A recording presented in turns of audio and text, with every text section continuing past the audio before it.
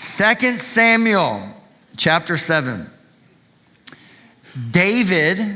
King David, is at the end of his life. He's not about to die, but he's nearing the end of his professional life, and he is beginning to set into motion legacy initiatives.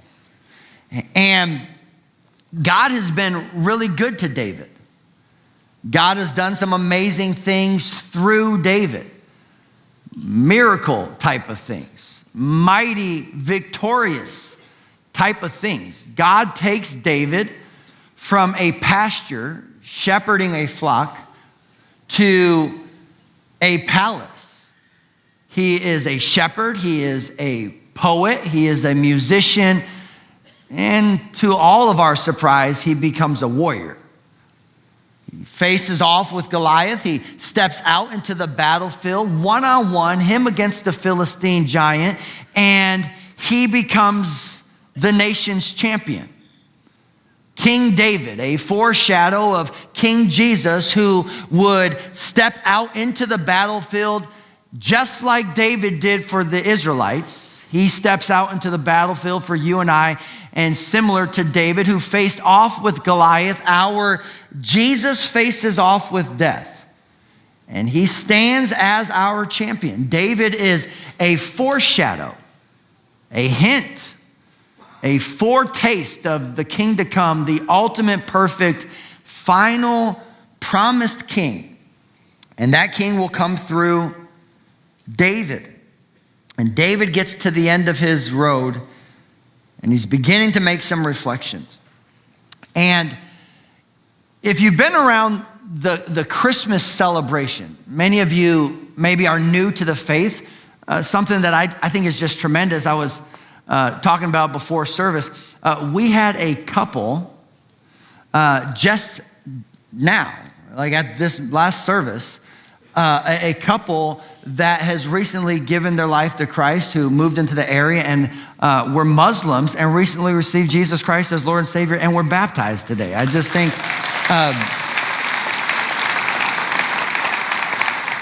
I think that is so cool. And to think, man, this is going to be their first Christmas.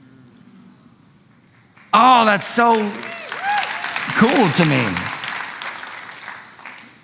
We kind of can go on this autopilot cycle that we fail to recognize the significance of, oh, it's Christmas. And when you get into the Christmas celebration and the annual rhythm of reflecting on this moment, you will bump into King David over and over and over again. He is mentioned oftentimes in the Christmas passages in the Gospels. He is mentioned in Christmas carols all throughout history. He is mentioned in Christmas tales and stories. David is key to the Christmas story. Why? Because Bethlehem is page 1 of the Christmas story. Bethlehem opens the pages to the arrival of Christ showing up on the scene. And it is Bethlehem because it is David. And John Francis Wade, he writes this hymn called "O Come All Ye Faithful," joyful and triumphant. O come ye to Bethlehem, come ye and behold him, born the King of angels. And so he's talking about coming together, rallying around this moment to worship. He is talking about joy and triumph. He talks about gathering around Bethlehem, gathering around a king and beholding this king for who he truly is, one who stands ruling and reigning even above the angels. It's a great hymn. How many of you have "O Come All Ye Faithful" in your top 5 Christmas carols? Come on, show of hands. Come out of the closet, I guess, when it comes to your music preferences. Yeah, it's a jam. I would probably say it's in my top 5 or 7. And it's an interesting story. John Francis Wade writes this carol in 1744. He is not a pastor. He's not a professor. He's not a theologian in a traditional sense. He's not really a self-proclaimed artist even. He is what is known as a hymn scribe. He's living in 1744, and his professional life was devoted to copying line by line the carols and the hymns that have been passed on throughout church history all throughout the ages. This man's life was meticulously copying the hymns. Man, anyone thankful for those guys? The people who made sure we didn't lose it. What you find is the printing press was put into place a couple hundred years before John Francis Wade would arrive at this, but a printing press couldn't write music. It couldn't do the sheet music. It couldn't really manage the music theory and the lyrics and all the different things that were a part of that. And so he was a scribe that he would scribe these hymns. And at one point, this guy decides to take a stab of his own. All he's been doing is copying other people's songs. And now he's maybe I'm gonna take a stab at writing a song. And you have to think, what kind of person would be qualified to do what he did? He had to have good penmanship. He had to be a grammarian. He had to understand music theory. He had to be a sound theologian. He had to be a knowledgeable historian. Think about that type of person with that type of exposure, meticulously going through all the classics over and over and over and over again. It does make you think, what would he write and why would he write it? And he looks out at the world he was living in at the time and he says, I want to send a message to the people of God saying, come all who are faithful to this Christ. Come all who follow King Jesus. Come all ye faithful, joyful. In other words, with a smile on your face. Joyful and triumphant, knowing that life comes with challenges. It comes with some hiccup and some hurdles. But you are victorious in Christ and you will overcome what you face, and you stay faithful and you discover a God who's always faithful. O come ye to Bethlehem. He says, I am going to send out a battle cry to the people of God, a rallying cry. Come together.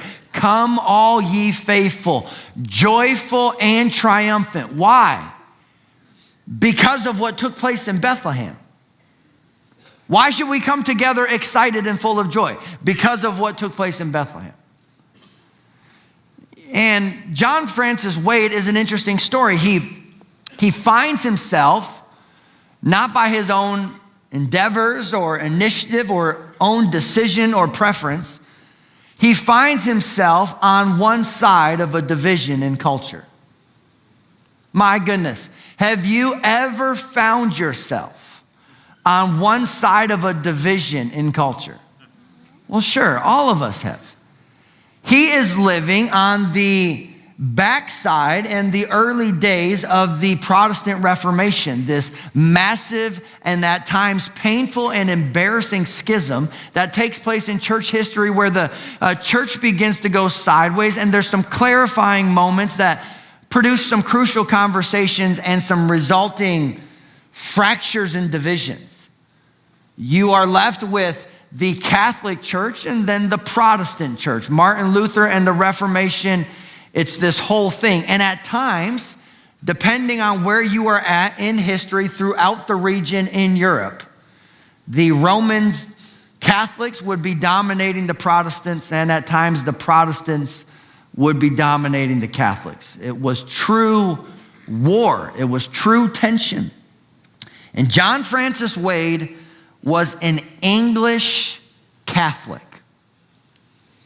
An English Catholic who finds himself on the other side of the divide between the Catholics and the Protestants, and his life has been given to transcribing old, timeless hymns.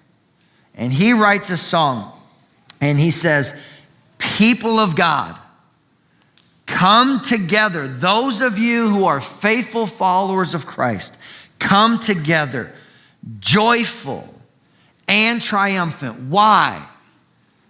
Because of what took place in Bethlehem. And he goes on to talk about Bethlehem and the coming king, and what he references, theologically speaking, and this is a totally geeky thing, but tuck it away, is what is known as the Davidic covenant. In other words, God makes a promise to David.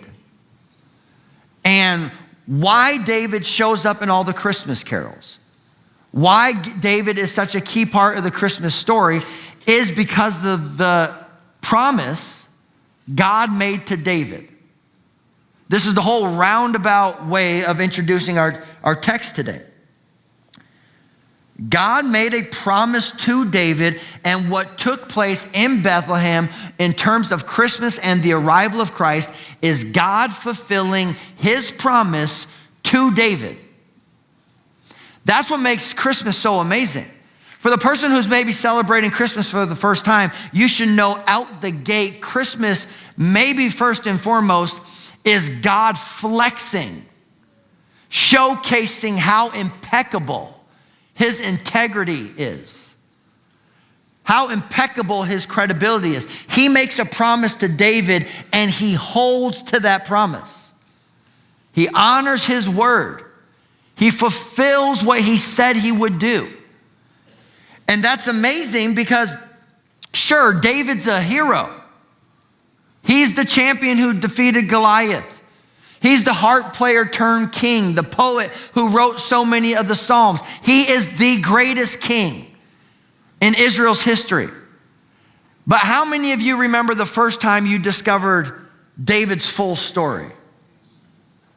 Maybe you got by your first 5 to 7 years of the faith with the flannel graph version of Christ, the Sunday school version, like, oh, this young shepherd kid who was good at playing the harp and could sling a rock, took out a giant, and you're like, yeah, that man's awesome. Then comes parts of his story, which if you've ever been listening to audio Bible with your kids, you know, oh, there are certain parts of David's life, kids, you can't handle. You are not ready for David gone wild. And he does. He goes wild. He makes some very poor decisions. He's a dysfunctional, passive, and at times absent father. He's an adulterous murderer. He makes some major mistakes. David makes some major mistakes. Yet God still honors his word. Christmas is this time where we recognize the Davidic promise. God made a promise to David. And no matter how many times he came up short, no matter how many times he got it wrong, his inconsistent brokenness and the ways in which his humanity had to flush itself out, it did not matter. God still honored his word. God was still good to David. And the Davidic promise comes to us in a moment where David is reflecting and he's realizing how good God has been to him. When was the last time you sat down with the appropriate amount of time and margin and actually reflected and assessed your life and considered how and in what ways has God been good to me? Folks, every blessing that doesn't turn back to praise has the potential to turn into pride. And before long, what you start to do is you develop a entitled heart rather than a grateful one that says, God, you've been so good to me. David is getting to the end of his road. It's legacy season. And he's recognizing, God, you brought me from the pasture as a shepherd. to the palace now as a king. And what's happening is David is in this moment where he's actually in his palace. So track with me as we round the corner here. David is in his palace and he's recognizing how good God has been to him. He's like, oh my goodness, like I'm literally staring out the window of an actual palace. And he realizes that the Ark of the Covenant is still outside in a tent. Now, don't be embarrassed about this, but wave at me if you know what the Ark of the Covenant is. Decent amount. We will throw it out there so everyone can grab a hold of it. The Ark of the Covenant, God establishes a people for himself. He pulls the Israelites out of Egypt. They walk out of slavery and bondage through the Red Sea, into the wilderness, eventually into Canaan through a season of battles and military triumphs, and Joshua leading the charge and Moses establishing the law. It goes from the patriarchs to the judges, to the prophets, to the kings. He is unfolding this as it goes. Does that make sense? And it comes to David, and David recognizes, okay, from the moment God began to liberate his people, his presence has been journeying with us the entire way. The moment we began this journey, his presence has gone with us, and the Ark of the Covenant serves as the inhabitant, carrier of God's presence. So what David is realizing in this moment is he's saying, God, you were here before me doing things long before I was ever a thought in this. And you've been carrying your plan of redemption forward this entire time. And when I showed up, you took me from a pasture to a palace. My beginning point and my ending point are radically different. You've been that good to me. God, when I look out at your situation and circumstance, you're still in a tent. I've gone from a pasture to a palace, and you've stayed in the tent this entire time. And David's like, I've got to build him a house, which is amazing because it's indicative of God's desire for family and community and gathering and being together. So David's like, the best way I can honor him in his presence is a house.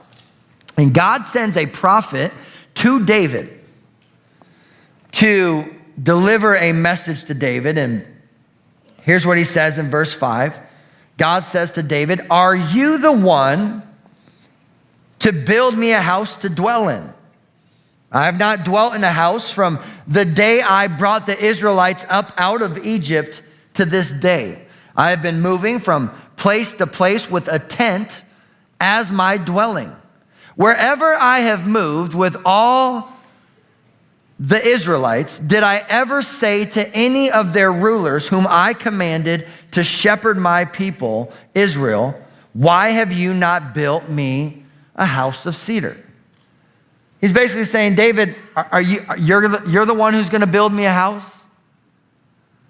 David is welling up in this moment of like, oh man, God's so good to me. I need to be good to him in response. God, I'm going to build you a house. And I think David is expecting God to be like, thanks, David. That's amazing. Thank you. And God's just like, no, David, I love your heart. I love your sentiment. And I appreciate your gratitude. But if I wanted a house, I'd have a house. And you're not going to be the one to build my house. In fact, everyone who's come before you, Moses on through the judges, well, I didn't have them build me a house because I know who I want to build me a house. Who's going to build God his house eventually? David's son Solomon, the first king in the nation's history that reigned in an era of peace. God does not want to build his house in David's era because David was a mighty warrior, and he does not want his house to be tied to the narrative of violence and war, so God waits for a peace era. He tells David, you know, David, I love your gratitude, but you're not going to be the one to build it. However, this is what the Lord Almighty says. I took you from the pasture, from tending the flock and appointed you ruler over my people Israel. I have been with you wherever you have gone, and I have cut off all your enemies from before you. Now I will make your name great, like the names of the greatest men on earth. And I will provide a place for my people Israel and will plant them so that they can have a home of their own and no longer be disturbed. Wicked people will not oppose them anymore, as they did at the beginning and have done ever since the time I appointed leaders over my people Israel. I will also give you rest from all your enemies. The Lord declares to you that the Lord himself will establish a house for you. And when your days are over and you rest with your ancestors, I will raise up your offspring to succeed you in your own flesh and blood, and I will establish his kingdom. He is the one who will build a house for my name, and I will establish the throne of his kingdom forever. Why does David always show up in the Christmas story? Because 2 Samuel chapter 7, God made a promise to David. And here's what's amazing. Where does the conversation begin? David is coming to this moment of reflection. God, you've been so good to me. Oh my goodness, I've gone from a pasture to a palace. I've got to build you a house. God comes and says, hey, I love your heart. Appreciate the gratitude. Go team. But I have something else in mind. David, I am going to eliminate all the oppositions in your life. David, I am going to establish your name among the greats. David, I am going to bring through you a king whose kingdom will reign forever. David is welling up in gratitude. God, you've been so good to me. And he's gearing up to bless God in return. And God says, hold it, pause, let me talk first. I'm going to bless you, David. I'm going to do something amazing in your life. It's amazing because David is discovering firsthand what so many of us discover in our faith journey. In fact, it's one of the most life-giving, fulfilling moments in your faith journey, and that is when you discover you truly cannot outgive God. You just can't outgive him. David's coming to a point where he's like, I will build him a house. God's like, dude, we're good. But check out what I'm going to do through you. And for whatever reason, God knows when he's going to do certain things. We plan accordingly. We lean in full of faith. We recognize how good he's been to us. We live with a posture of gratitude. And for whatever reason, along the way, he chooses moments to say, but now I want to do something different. Or now I want to raise up a leader. Or now I want to advance the next generation. Or now I want to build a house. And God is constantly unveiling the next thing for his people at the appropriate time. And I just think that's great. I think, as we head into the Christmas season, I really pray you start to consider every single year, every December, you should pause on the front end and really begin asking the question, how is this Christmas going to serve as a catalyst in generating spiritual momentum in your spiritual formation? You're a Christian. You believe that the Son of God, the only perfect Son of God, left heaven on a rescue mission, stepped out of perfection into our brokenness, also that he could live out our death so we could experience his life. You believe as a Christian that what we celebrate on Christmas is the moment in time where God split the skies and Jesus showed up and the infinite became an infant.